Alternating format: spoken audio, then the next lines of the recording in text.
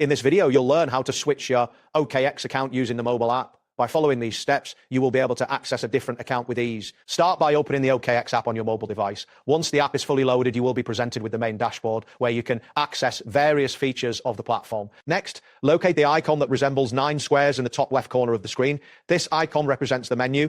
Tap on it to reveal a list of options available within the app. After tapping the 9 squares, you will see several options. Look for the profile icon, which typically appears at the top of the menu. Tap on the profile icon to access your account settings. Within the profile section, scroll down until you find the option labeled Switch Account. This option allows you to change to another OKX account.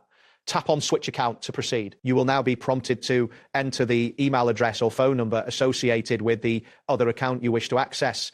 After entering the required information, proceed by entering the password for that account. Once you have entered both the email or phone number and the password, you will need to confirm your identity. Depending on your setup, you may receive a confirmation code via SMS, email through an authenticator app. Enter the code in the provided field to verify your identity. After successfully entering the confirmation code, you should see a message indicating that you have switched accounts. You are now logged into the other OKX account and you can start using it immediately.